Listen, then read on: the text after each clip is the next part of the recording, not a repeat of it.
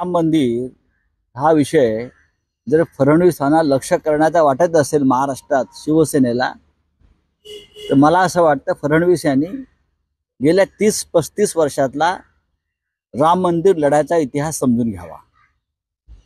फडणवीस यांनी आधी स्वतःची खुर्ची सांभाळावी. ज्या पद्धतीनं त्यांना अपमानित करून अर्धवट उपमुख्यमंत्री केलेला आहे ना, त्याच्यावर त्यांनी पाहावं. मी जे म्हणतो, या महाराष्ट्रामध्ये एक फुल दोन डाऊटफुल यांचं सरकार सुरू आहे, बरं का. आणि हे जे एक फुल आहेत ते सुद्धा राहणार नाहीत आणि दोन डाऊटफुल उपमुख्यमंत्री आहेत. आता देवेंद्र फडणवीस हे मुख्यमंत्री उपमुख्यमंत्री सुद्धा पूर्ण नाही आहेत, त्या सुद्धा वाटेकरी आहेत. त्यांनी त्याच्यावर बोलावं. राम मंदिराच्या संदर्भात शिवसेनेचं योगदान काय आहे हे या जगातला प्रत्येक हिंदू जाणतो.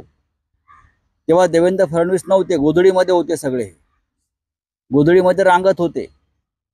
काय काय सांगतायत ते राम मंदिरावर, आणि तुम्ही काय प्रश्न विचारता राम मंदिरावर आम्हाला?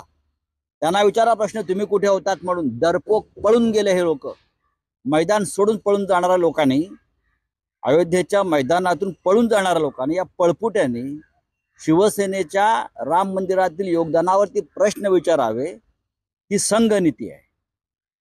स्वतःची नामर्दानगी लपवायची आणि दुसऱ्याच्या शौर्यावरती बोट दाखवायचं, बरं का. हा रामाचा अपमान करतायत ते. हे जे आहे,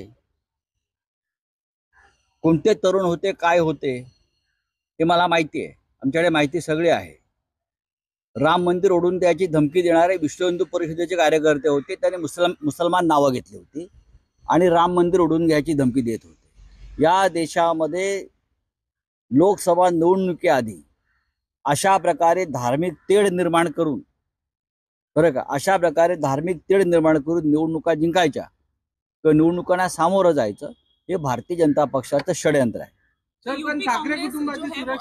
ठाकरे कुटुंबाच्या सुरक्षेची जबाबदारी ही केंद्र सरकारची आहे. महाराष्ट्रामध्ये जे डाऊटफुल सरकार आहे त्यांची नाही, ते सुडानं पेटलेलं सरकार आहे. ही जबाबदारी केंद्र सरकारची आहे. ज्या पद्धतीनं ठाकरे कुटुंबाचं संरक्षण